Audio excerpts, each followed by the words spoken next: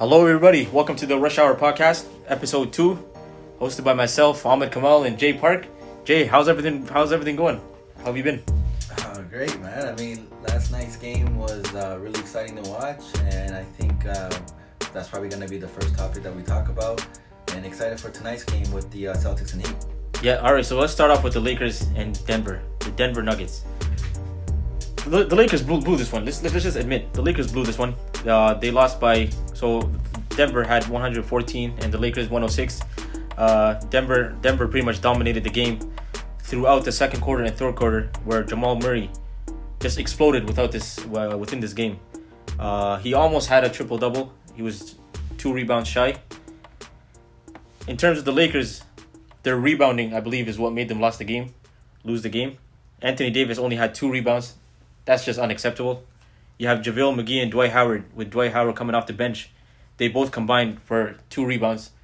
That's very just unacceptable. What's your thoughts on that? Yeah, so with the Lakers, I look at it as their 2 guys failed to show up when it mattered most. So let's start with Anthony Davis.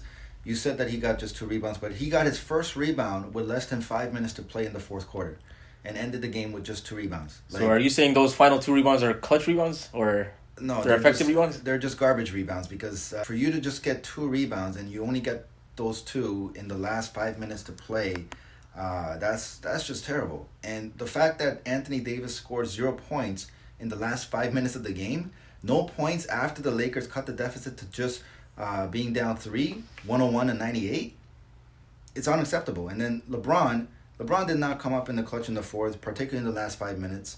Only 2 points in the last 5 minutes. Those 2 points was at the end of the game when the game was already over, with the Nuggets being up 11. That's exactly what Skip Bayless criticizes LeBron for mainly. He's good in the first 3 quarters, but the fourth quarter, he lacks effectiveness. I really felt that AD and LeBron both failed to show up in the clutch, and they lacked the intensity and they lacked the level of urgency that was required for them to go up 3-0. I mean, for the Nuggets to out-rebound the taller, more athletic Lakers, 44-25, that's a 19 rebound difference. That's just pure effort and pure will on the fact that Jamal Murray as a point guard had 8 rebounds, more than all of the Lakers big men, that's just impressive.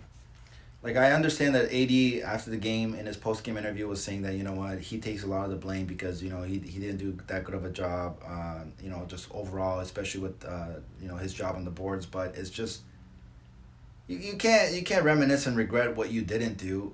You knew that was going to be a point of emphasis from the media after the game, because that's not what you're supposed to be doing as a max level top 5 player in the league. In a game 3 of the Western Conference Finals, especially as a follow-up performance to what you did in the game 2 with the amazing game winner.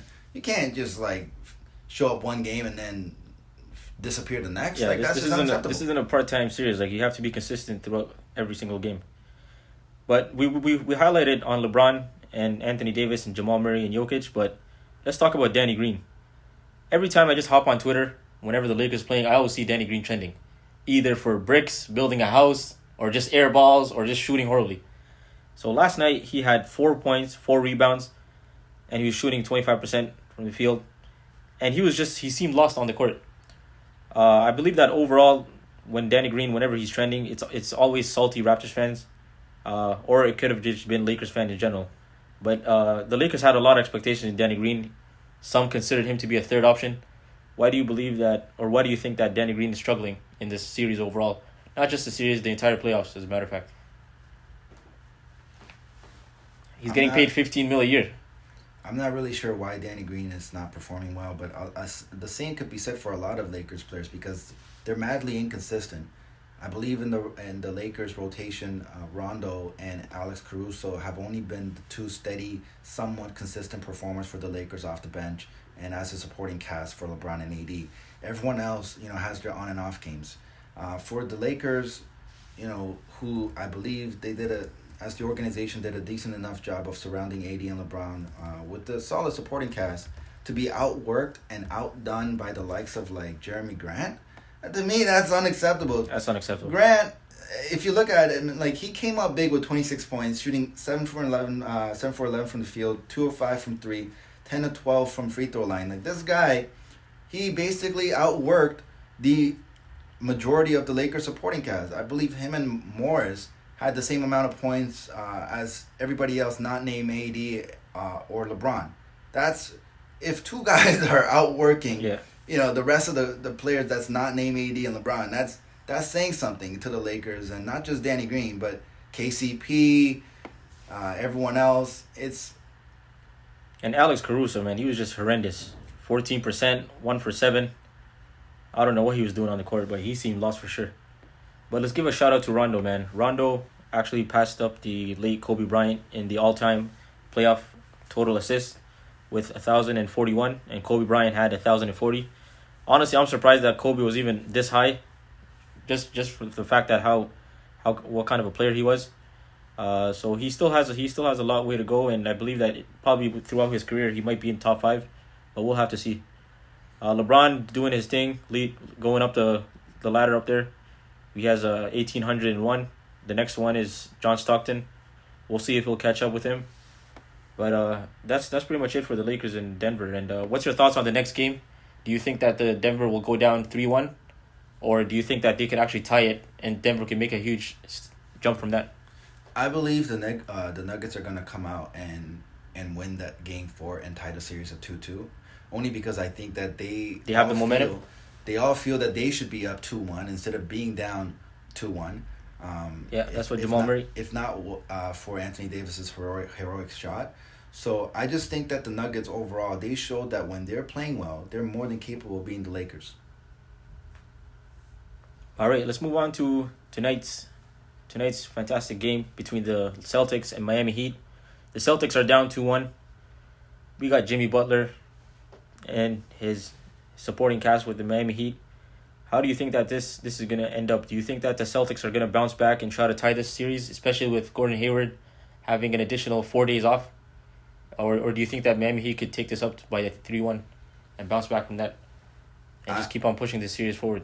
I think the Celtics are going to tie the series up tonight, because I think getting Gordon Hayward back, anytime you're getting that's a difference maker, I feel like. He helped him a lot in Game 3 as well. Anytime you're getting a guy back who's worth over $32 million. Let's not even look at his contract. Like, you have an additional shooter, an additional passer, an additional playmaker. I think he has a baby on the way, so he might pull a Fred VanVleet. We'll have to see. He played really well, considering that it was his first game back after a long layoff, and he was rusty. And he played 31 minutes. Like that's the most important thing to me. The fact that he was able to get the bulk of the minutes in, like he did in his first game back, and actually helping the team and contributing to a winning effort was a big plus. And then for me, if you look at Jimmy Butler hasn't been the best player for the Heat. And he has to be if the Heat wants to advance into the NBA Finals. He was outdone by the likes of Goran Dragic, Bam Adebayo, so far in the first 3 games. Jimmy Butler, if he's not the best player for the Heat, I don't think that they're going to win the series. And with Tatum on the other end for the Celtics, he showed that he can be the best player on the floor with his Game 3 performance. He had 25 points, 14 rebounds, 8 assists, and the biggest thing, he was plus 23, even though he didn't have the best shooting night. So for me, the Celtics starters scored 100 points in Game 3, whereas with 4 of them having over 20, and Heat only scored 78. That's 22-point differential just from the starting 5, and that just shows you that although the Celtics are somewhat top-heavy, they're just more talented. And with Goran Dragic being the worst player in Game 3 with a minus 29, shooting 2 of 10 from the field, 1 of 5 from 3, and had the most turnovers for the Heat with 5. I think he's one of those guys that's just on and off. He's inconsistent. So that's why I'm saying that if Jimmy Butler, who's been the most steady, consistent player for the Heat and the best player for them down the stretch in a clutch, close game, if he's not going to be putting up nice numbers, I'm talking at least that's what I was thinking. That's what I was thinking. I feel like for Miami, Jimmy Butler, he always makes a statement that, I'm here to impact winning. It doesn't have to show on the stat sheet. But I feel like for this upcoming game, Jimmy Butler needs to step up in terms of like points in general and just overall effort on the stat sheet, not just impacting game in other ways. I think he needs to grab the ball and start just putting it in the bucket. He's just been passive a lot during these games, and I think he needs to be more aggressive. He needs to be more aggressive. Attack the paint, which he's very good at. Like you have Goran Dragic and you have none. They'll distribute the ball. You just try to get to the bucket. I feel that's what's going to stand out for the Miami Heat tonight, and we'll see what's going to happen. If Kemba Walker actually plays better than Jimmy Butler, then they're in serious trouble because Kemba Walker actually played well for the first time in the playoffs. Since the Toronto Raptors series. No, I think this is Game 3 was probably his best game in the playoffs so far. With Kemba, he had 21 points on 16 shots, shooting 50% from the field and 50% from 3. Like, that's the Kemba Walker that we're accustomed to. And if that guy suits up again and comes to play in Game 4, I would say the Celtics will probably wrap this up in 6. All right, we'll see what happens tonight. Let's head on to the Chicago Bulls. So out of the 6 NBA teams that don't have head coaches, the Chicago Bulls finally stepped up and they found a hire. They hired Billy Donovan from the Oklahoma City Thunder. He has experience dealing with younger players in general. Just the fact that he's been with the OKC for 5 years. He started off with Kevin Durant and Westbrook when they were just touching their peak of their career. But now he has a new challenge with the Chicago Bulls. You have Zach LaVine. We could consider him a 5 to 6 year veteran. And he has some young upcoming players. How do you think he's going to affect the Chicago Bulls system? And do you think that they could try to squeeze in a playoff seed next year in the Eastern Conference? I think Billy Donovan is a great hire for the Chicago Bulls. If you look at what he's able to do, what he's done with the Oklahoma City Thunder, having 3 different teams, one led by Westbrook, one with Westbrook and Paul George, and this year with this team that was not even favored to even make the playoffs, let alone take a much more talented Houston Rockets team to a Game 7 with literally the last minutes of their final game deciding what happened. A lot of that had to do with Chris Paul, because Chris Paul is just probably one of the best, if not the best leader in the NBA, and his ability to just motivate and get the most out of his players and his teammates. But with Billy Donovan, a lot has to do with him and his coaching, his rotations, his game plans, his offensive and defensive schemes, and his player development. You look at guys like Shai Gilgeous-Alexander, Dennis Schroeder, Chris Paul, Dortz, all these guys, Steven Adams, they're all still relatively young guys, with the exception of Chris Paul, obviously, but he was able to make them perform better than they did last year, and he was able to get them to the playoffs. Even Dort, I feel like Billy Donovan played a huge role in Dort and just giving him confidence. Like, the guy can't shoot he can't shoot. We already know that. The fact that whenever Dort has the ball, they always leave him open. Billy Donovan kept on giving him confidence to a point where he dropped 30 points in his final playoff game, and he was a second rounder, so that's pretty huge. But leading up to that, we have 5 more remaining teams, or actually, 5 more remaining teams that are vacant without head coaches: the Houston Rockets, the Indiana Pacers, the New Orleans Pelicans, Oklahoma City, and the Sixers. The next rumor is that Mike D'Antoni could be potentially the new coach for the Sixers. If that happens, it could be announced within the next 48 to 72 hours. Do you think that Mike D'Antoni has a chance to make the chemistry work between Joel Embiid and Ben Simmons? Or do you think that these guys need to be separated and just have different careers and different franchises? Or Mike D'Antoni should just retire because he's the oldest potential coach right now? I think he has too much love and passion for the game, so I don't think he's going to retire. I believe he is going to return to coaching. It's just not going to be with the Houston Rockets.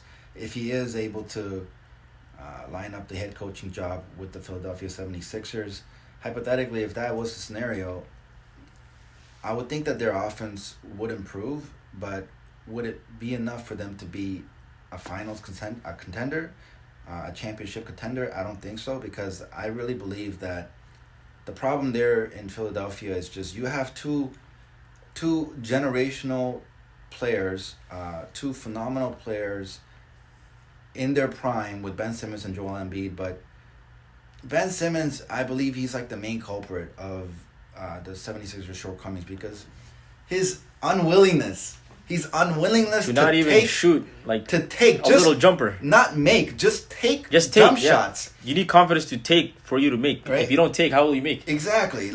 It's ridiculous. You're not taking any jump shots, especially from the 3. Yeah. To me, unless that happens, then he's not gonna reach that next level of greatness. And it's just disrespectful whenever he makes a three. I believe he made a couple or one or two threes during the bubble, and he just trending on Twitter. It's like breaking news. How can you be a first overall pick and you make a three, and it's on first page of the newspaper? Like, that's just unacceptable, man. To me, he reminds me so much of another player that plateaued and never got any better, with the likes of DeMar DeRozan. To me, he's like a perfect DeMar DeRozan in the fact that these two guys just don't want to take threes. They just don't take threes. I feel like you're kind of disrespecting DeMar DeRozan there, because DeMar DeRozan can still make jumpers. He's deadly from the two at least. But so Ben Simmons. Ben Simmons can drive, and he gets the same points as DeRozan. No, but he doesn't do jumpers from outside the paint.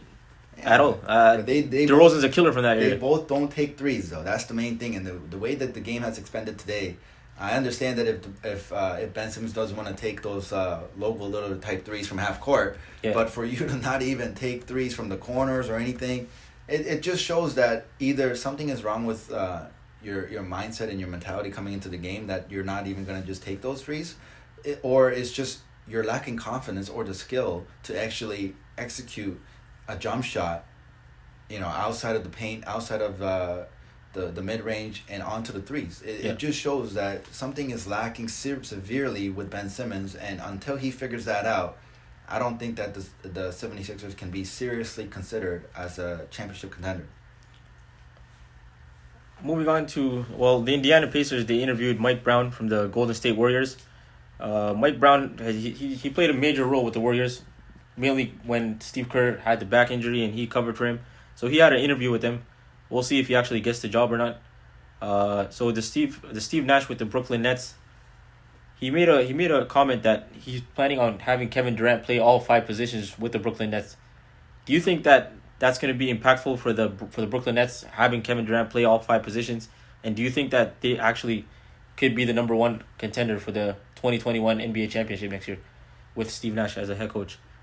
Oh yeah, I absolutely think so, because KD. Not to mention Kyrie. I didn't mention Kyrie.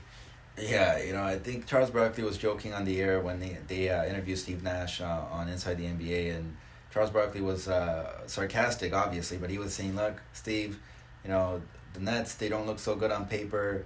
They fell out of the first round in the playoffs and this and that. So it's clearly a rebuilding job. So how soon do you think that you guys can rebuild?" And Steve Nash had the best response. He was basically saying, "Look, as soon as 2 guys lace up their sneakers, we're rebuilt." It's game over. So, it's game over right there. To me, as soon as KD and Kyrie comes back, they're rebuilt. And if they're any resemblance of their old selves, then they're for sure a title favorite. He was also asked about if Jamal Crawford is going to come back, and Kevin Durant couldn't deny it. He definitely wants him to be on the team. He does, but KD, he's just so talented. I believe if he didn't get injured in that finals against the Raptors, that they would have easily won that series and would have been able to repeat. I think that would be 3 straight NBA finals. 3 straight. But KD, before he went down, he was phenomenal. He was one of the greatest scorers, if not the greatest scorer of all time in the history of the NBA. The sheer greatness that he has on the offensive end. He's also a great defensive player, but his pull-up game, his 3 points, free throw, mid-range, drive, post-game, it's just, there's no flaws. And the fact that he's 7 foot tall, you can't guard him. If you send a big man, he'll drive by him. If you send a little guy, he'll post or he'll shoot over them. There's no answer for KD when he's healthy and when he's productive and when he's performing. So Steve, he actually had the vision of saying that, let's play all 5 positions through KD. That's great, because that just gives the Nets probably the most... An additional ball handler with Kyrie and Karis LeVert. It just gives them so Karis LeVert, we saw what he did in the bubble. That's just going to make the Brooklyn Nets even more dangerous. It's just going to give them so much flexibility on the offensive end. And I think it'll allow them to play big, to play small. They're even dominating on the big as well with they got Jared Allen. And to me, to be honest, I believe that Karis LeVert has ascended to maybe being like an all-star caliber type player. And we'll see what he does in the next season. But with Karis LeVert, Kyrie Irving, KD, I believe for sure that could be a potential big 3, and that's enough to get by the East, because I don't see Milwaukee, Toronto, Philly, Miami, Celtics. So before I get into this next topic, let's focus on the 2021 NBA season. So we talked about the Brooklyn Nets just right now. What about the Los Angeles Lakers? Let's assume that they actually win this year's tournament. Do you think that they could have a huge chance in going back to back with LeBron and AD? We also have to consider that AD's contract is ending up, and assuming that he resigns, what would the Lakers have to do in general just to upgrade that squad for them to try to go for a back to back, assuming that they win this year? Because we also have the Clippers, their little stepbrothers. They lost in a very horrific way this year, and they're not going to back down easily. The Lakers would just need to get more shooters. They need to get more playmakers and more shooters, because I believe that you already have all-world talent in LeBron and AD. I think that's more than enough talent to have as a dynamic duo. But it's just having, as Shaq would say, the others and a great supporting cast to making another championship run possible. And that's with great role players who understand their role, who doesn't have egos, who are able to fit with their personality and with their culture, and more importantly, be able to shoot when they're open and to play make when needed. Because it can't all just, the offensive load can't all just solely be on the shoulders of LeBron and AD, as we've seen in the playoffs so far. That's too much for them to bear, especially with LeBron being at this advanced age of his career. Yeah, and we got to give a shout out to Frank Vogel as well. When the Lakers first brought him in, everyone assumed that Jason Kidd was going to take his job by December, but he's still standing, and he's done an impressive job with the Lakers so far. I think he's able to just communicate effectively with his players, and they're willing to listen. They want to listen to him, and the fact that he's able to execute game plans for different opponents, for different players, and just strategize on how to get the most out of his players and put them in the best position possible to succeed is why he's able to still be the head coach of the Lakers, and why that they're currently up 2-1 on the Nuggets. All right, moving on to Adam Silver. He mentioned that the NBA season. Well, let's backtrack to when he said the NBA season was going to start before the bubble. There was dates that it would not start before December, and then he confirmed that it would be December 1st, and then he pushed that onto Christmas Day and said that the NBA wouldn't start before Christmas. And now he spoke to Bob Costas from CNN, and he said that the NBA's season for 2021 is not going to start until January. Do you feel that with the NBA pushing it this far, why do you think that it's important for the league to come back with having fans within the arena and generating that source of income mainly due to fans? And how would that affect the next year's playoffs? And would that decrease the total gamings from 82? Or is it going to be similar to a lockout season that they had in 2011 or 1999 where they played 65 games? Like, what do you think that the league should do? Should they just start on Christmas and not worry about fans? Or the other rumor is that they're going to create separate bubbles in different cities, either Houston or Orlando. What do you feel that the NBA should do? I think if the NBA wants to get the most number of games in to fulfill their different contracts, specifically with the TV providers, I think it's just you have to start earlier so that you can get more games in. The longer you wait to start and the later you start into the next year, it's just going to decrease the number of games played, because you can't have too many of those 4 games in 5 nights, back-to-back games or anything like that. It'll just be horrendous for the players, and I think the Players Association would vote heavily against that sort of scheduling. And I think for the players, they want to play more games, just because it's better to get a rhythm in and have momentum going into the playoffs, develop the young guys. And I think these are unwritten rules, but they want to play on Christmas. I think Christmas Day has been such a tradition. To miss out on that, it would be a huge loss. It would be a huge loss. With or without fans. With or without fans. And I believe that having a bubble or having so the proposal, I believe, is multiple bubbles where they play a certain stretch of games, and then the players get out of the bubble, go to their families, and then come back again.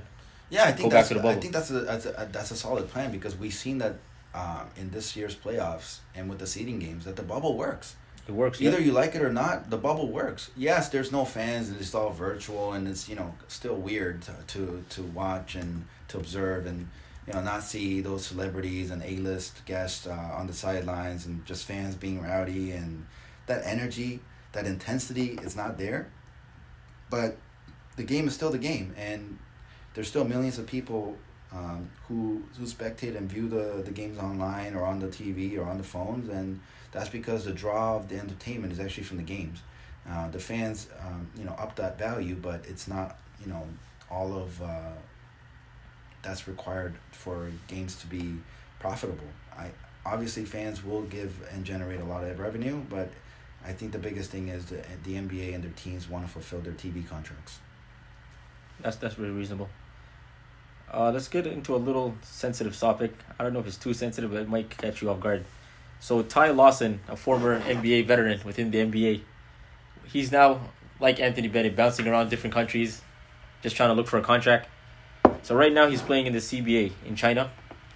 Have you heard about this? I actually have. I know Tai Lawson is playing in the Chinese Basketball Association League, and he's somewhat performing well over there. I mean, considering that the level. All right, we're not talking about his performance here. So he actually got banned from the CBA, and it was mainly due to him posting on Instagram on his story of him taking a picture of the mirror on top, and him having a Chinese lady giving him a lap dance. I'm gonna try to be professional here. Giving him a lap dance, a professional lap dance, and within the caption he wrote, "Chinese woman low key got cheeks." So the fact that he's playing in a communist country. So you clearly didn't hear about this. No, I did not hear about this. Okay, so I knew that he was playing. So you thought that I was gonna come here and talk about Tai Lawson playing in China, as if nothing crazy happened. Why would I do that? So let me give you the breakdown here. So he posted on his Instagram story. Him taking so he pulled his phone out mid lap dance. He took a picture of the mirror right above him, with the Chinese lady giving him a professional lap dance, and his caption was "Chinese women low key got cheeks." In the heat of the moment. Come on, Tai So the fact that he's Lawson. playing in a communist country such as China, he got banned immediately, and I believe that he's probably on his first flight back to the U.S. What's your thoughts on Tai Lawson pulling this crazy move and him costing him his career? Because he's not coming back to the NBA, so he might as well just find another country. Yeah, I think if you're not able to play in the NBA, then these guys, they try to play in Europe or they try to play in China, depending on the circumstances, and who pays them the most money, and which teams that they actually want to be on for a potential title run there on those respectable leagues. But for Tai Lawson, he hasn't been in the NBA for quite some time now, and I think one is because of his age and his play. I mean, if he was still a good player, I'm sure that they'd want to bring him back, like what they did with Carmelo Anthony this season, like what they did with Jamal Crawford this season. But Tai Lawson, okay, you were able to get another chance with a Chinese basketball team. You're getting paid. You're supposed to be responsible. You're supposed to be professional. There are these unwritten rules that you make sure that you don't do anything to lose your job, right? You don't have to do anything to keep your job, as long as you just show up and you play, but you don't do anything stupid to lose your job. And what he did here, he clearly lost that job, and I don't think any other team in the CBA will give him another chance, because that'll just be bad media press, and that means that you're gonna have to probably go to somewhere in like Lithuania or somewhere in Africa or just retire, because you can still ball, but yeah, you can't be reckless like that. You can't backtrack for something like that. You can't backtrack for something like that. Yeah, it felt like he was trying to give a little recommendation to his NBA colleagues. It kind of reminds me of what happened with Jamal Murray and what. Oh, what happened you can't talk about that fiasco. Yeah, that was that was a fiasco on itself too. But how was he able to get rid of that on the court? On the court, yeah. On the court, he balled out. He made sure that the headlines was about his game. Was about his game and not his private life. Exactly. Yeah, that should have been his response. Exactly, but with Tai Lawson, you can't do that anymore because He's one washed pays up. attention. Yeah, no one. You're washed up because clearly you're not NBA level worthy, and now, any team that would have maybe considered you to coming back to the NBA, they're gonna see that sort of thing and they're gonna be like, dude, we don't want that here. Yeah. We don't want that. And that, like, look at what happened with the Clippers. Lemon Pepper Lou. Another similar story. But exactly, yeah. Lemon Pepper Lou was able to get by. Why? Because he's still in the NBA. He's a 3-time Sixth Man of the Year. He's able to still perform and still get buckets. So that's still a desired talent on a lot of these NBA teams. So if you don't have the game to speak on your behalf and get over these little hurdles and obstacles that you somehow put yourself in, you're basically done. Tai Lawson, I think... Do you think that he should start a T-shirt business and trademark Chinese women low-key got cheeks, or should he just continue and do something else?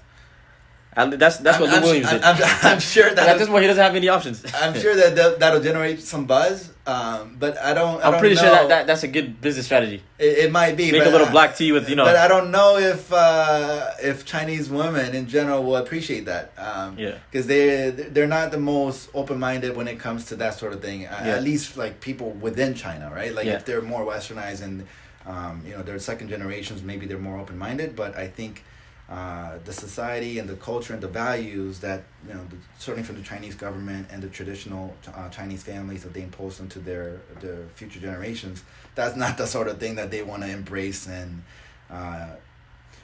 really encourage that type of behavior. Understood. Let's move on to, I believe that this should have been a topic that we talked about in the beginning, but we might as well just talk about it right now. The NBA announced the MVP, and we already know. I personally wanted LeBron. I'm not quite sure what your thoughts are on that. But LeBron, the MVP has been announced, and Giannis Antetokounmpo has been one of 13 players in NBA history to win back-to-back, and one of 3 to win MVP and Defensive Player of the Year, next to Michael Jordan in 1988 and Hakeem Olajuwon in 94. Giannis Antetokounmpo had a great year. His stats increased and actually improved at a pretty high rate compared to last year. But do you think that Giannis this year deserved it a lot over LeBron?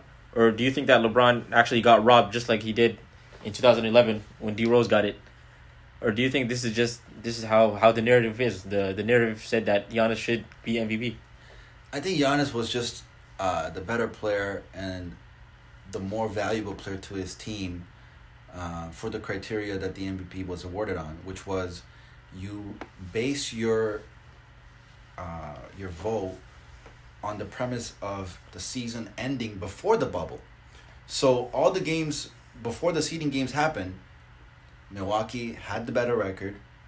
Giannis had the better numbers, best record in the league. I believe they're top 5 in defensive rating, top 5 in offensive rating. The numbers show that without Giannis, they're not the same team. And obviously, we don't even need to see the numbers to know that Giannis, without Giannis, the Bucks would not be a serious title contender, let alone maybe make the playoffs in the East. Although I wanted LeBron to win, I feel like Giannis did deserve it. But we have to say that we can't say that the NBA stole it from LeBron. I'd actually blame it on COVID-19 because towards the end of the season, specifically in February to March, where the Lakers beat the Milwaukee Bucks, and LeBron James had a huge defensive play against Giannis, and he just locked him down on defense in general. Ever since that game, the Lakers had momentum, LeBron had momentum, and I feel that if COVID didn't happen and the Lakers continued the season regularly, and this whole bubble thing didn't happen, LeBron could have actually had a huge chance to become MVP. But unfortunately, with the circumstances, the bubble happening, and the votes only being considered towards the end of the regular season, not in Orlando, this was the outcome. I feel like Giannis did deserve it, and he also said that he doesn't want to be called MVP until he's an NBA champion. Obviously, that's his bigger goal, but we'll have to see if that's going to happen in the near future. As of right now, the Bucks need a lot of work. That is true, but all I can say is I don't think LeBron will win another regular season MVP until he retires. Because I believe that there's going to be better players than him on better teams than him and younger who are going to be more worthy. I think next year the front runner as of right at this moment would be Luka Doncic. I believe James Harden agree with and you. LeBron Luka Doncic. and Giannis might be amongst the finalists, but I don't think LeBron will win another MVP before he retires. Do you think that so besides Luka Doncic, what other options or do you think there's going to be a potential black horse? Or let me give you an example. For example, a player that has a breakout year out of nowhere, kind of what Luka had. So Luka, he obviously had a great rookie year, but he did kind of improve in a huge way, and I don't think a lot of people were expecting this. So do you think there could be a player, for example, let me toss out a name like Trae Young, his fellow draft classmate. Now he has Capella and John Collins. Do you think that he could potentially race with him within the next year's MVP? I think he obviously with the Atlanta Hawks having a winning record. Yeah, if Atlanta has a winning record, they're in the playoff. So he's having like a 30-point triple-double or something. Like, he's very capable. He's very capable, and I believe that if they're winning and he's performing well, he's the biggest reason why that they are performing well. Then Trae Young obviously has a chance. I think more than Trae Young though would be somebody like a Jason Tatum. A Jason Tatum, if you just look at what he did around All-Star break and after, including the playoffs, this guy is just on a tear right now. He's the best player on the Celtics roster right now. And being that he's such a young guy, still developing his game, still maturing as a person, as a man, as a player, there's still a lot of upside to his game. And if he improves his game from this season to next season, and the Celtics have, like, let's say a 1, 2, 3 seed, I would think that he would also be. Well, we have to consider this. Jason Tatum's rookie contract is coming to an end, and he's most likely, or let's say he's guaranteed. Oh, he's gonna get the Supermax. He's gonna get the Supermax. So we have to take this into consideration. The fact that there have been a lot of players that, after their rookie season, as soon as they sign that max deal, they tend to decline in terms of their effort in a game overall. The clear examples are Andrew Wiggins. Andrew Wiggins, he had a better first 3 years than his first 2 years in his max extension. And not even that. Andrew Wiggins is just the biggest flop in no. In Not even that. Let me give a more respectable name. Pascal Siakam. So as soon as his rookie contract is coming to an end, and now that his new max contract is kicking in, we saw his efforts in the playoffs. Jason Tatum is better than the two of them combined. I don't know about combined. You're disrespecting Siakam right there. Wiggins we seen what happened in the playoffs. Did you see what happened to Siakam in the playoffs? That's what I'm saying. So do you think that could happen to Jason Tatum? Or let's say he signs the max right now. He showed you what he can do in the playoffs. Well, Siakam did show us last year in the playoffs when they won the championship. When he was Robin. Well, yeah. He's technically Robin too. I don't know. I don't think that Jason's the first option. Jason Tatum is Batman. There's no question Jason Tatum is Batman. So you're completely not disregarding the Kembas, the Jaylen Brown. Those are nice Robins. I feel like that team doesn't have a Batman, and I feel like look what happened in Game 3. Jason Tatum was plus 23. He was probably the biggest reason why they won that game. There's no clear Batman in that Celtics roster. If you ask anybody on that Celtics roster, Batman. I guarantee you everyone's going to say Jason Tatum. Look who ends up taking those clutch shots towards the end of the game. I feel like they do give it to Jaylen Brown at times. No, they give it to Tatum. Not all the time. Most of the time. Okay, we could say most of them. Which means that they turn to him the most. So you're saying if Jason Tatum signs this max deal, this won't affect his performance next year? Nope. Even looking at previous players that were in this similar situation. Yeah, I don't think he's gonna not play like a Siakam or Wiggins after they signed a big deal, or even like a Mike Conley. Even there's no way, or DeRozan.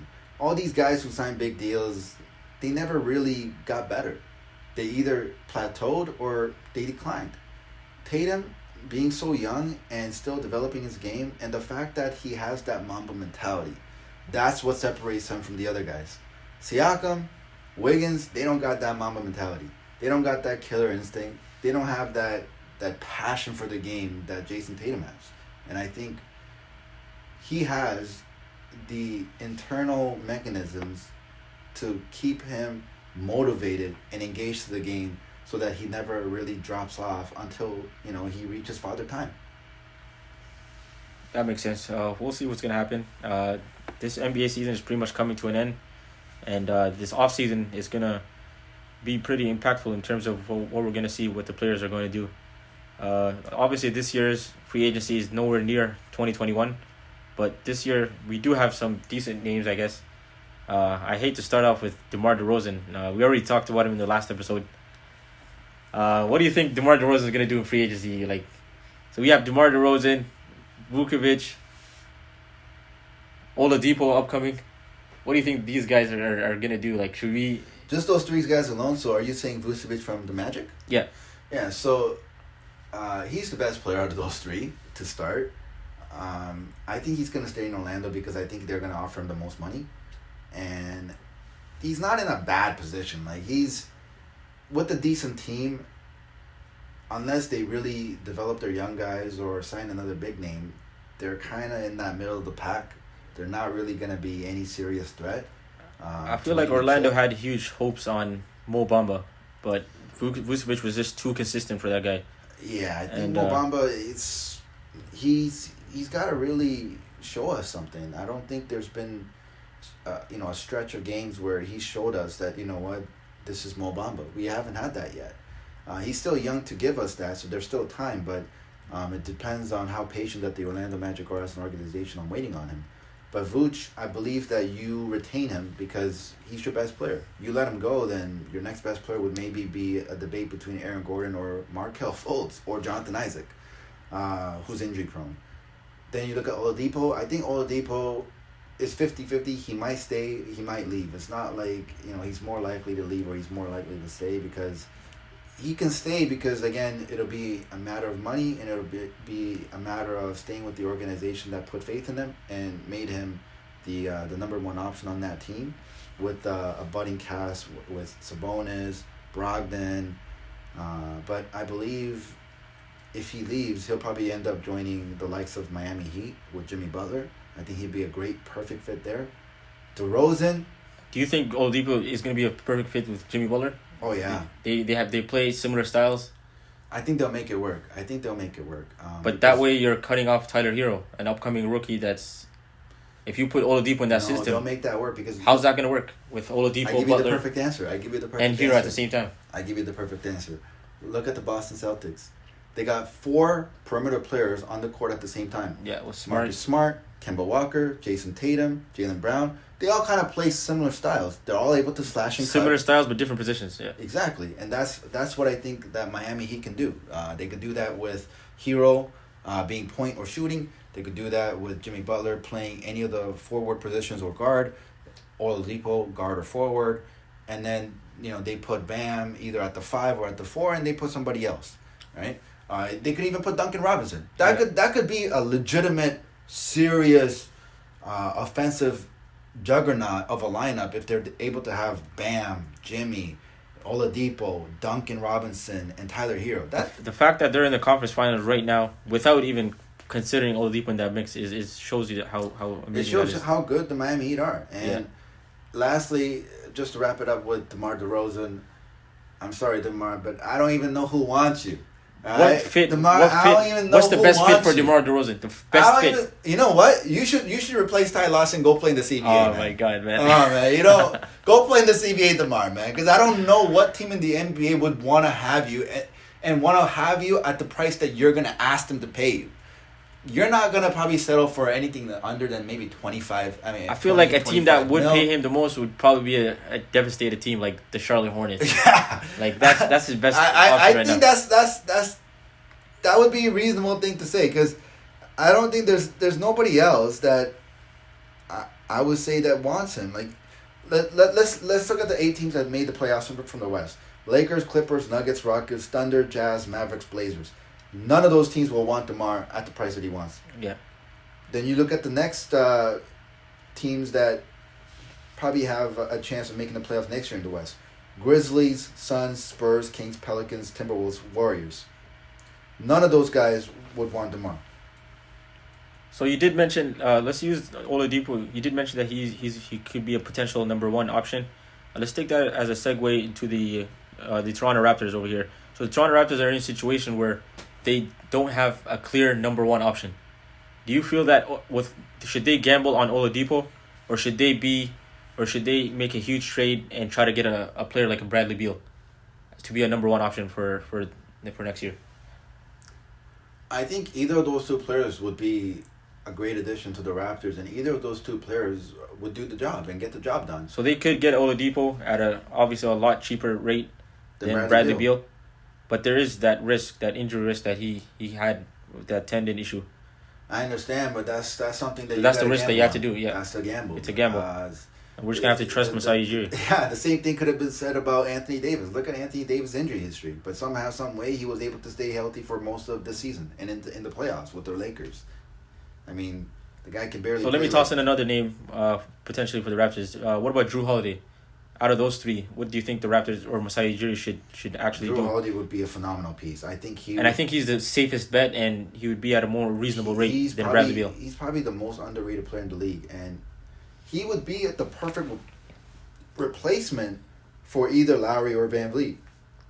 I feel like Lowry should be a replacement, or Lowry should come off the bench if he wants to go on. Even if those three guys are on the same team, I would say Holiday is the best guard out of those three. Holiday is better than Lowry and is better than VanVleet.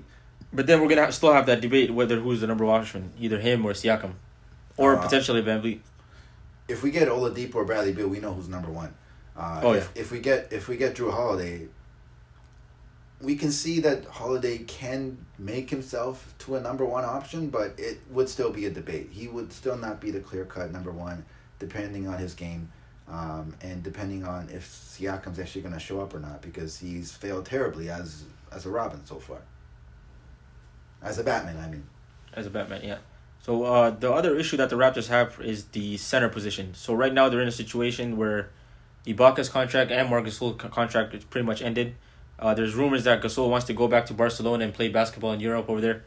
And the other decision that Masai has to make is whether he's going to re-sign Ibaka to either a short-term deal but with a huge contract, a larger sum per year, or give him a longer-term deal, or completely not re-sign Ibaka and go for, let's say, a Nikola Vucevic. What do you think Masai should actually do with the center position? First of all, should he try to get a cheaper center and focus more on the perimeter players, or do you think he should go all out on Ibaka or Nikola? I think it's still relevant to have a good big man, who can either dominate inside like an Embiid, but who can actually stay healthy, or an athletic big who's able to shoot from three and able to play inside out. And Ibaka pretty much filled that role perfectly as a bench player for us. I mean, there's an argument that could be made that he was probably the best Raptors player in that Celtics series. Yeah, he matched up very well with the Celtics, and he just was consistent. The most consistent player in that Celtics series. Exactly, and we start with Marc Gasol. Marc Gasol, I don't think he's gonna. I wouldn't mind having Marc Gasol back on a cheaper deal, but I don't think. I don't think he's gonna. I don't think he's about that, and I think he's actually. He'll get more money in Europe for sure. He's seriously considering on going back to Spain, I believe. Yeah. And I think that would, he'll do what is best for himself and his family, but I don't think that he's gonna come back to the Raptors. I personally don't believe that, or to any other NBA team, unless it's like the Brooklyn Nets or something where he's just ring chasing. But Ibaka, I say somehow, some way, unless we're sure that we're gonna get somebody like a Vucevic, we have to keep him. We make the numbers work so that it doesn't hurt us, but it also doesn't hurt him. With a huge focus on the 2021 free agency, yeah. And we need him. Without him, who's going to play those minutes that would be void because Gasol's not there and Pascal can't play all 48? Understood. We're going to have to see. This free agency is going to be pretty interesting, especially for the Toronto Raptors, the defending champions, as of now. But with that, episode 2 comes to a wrap.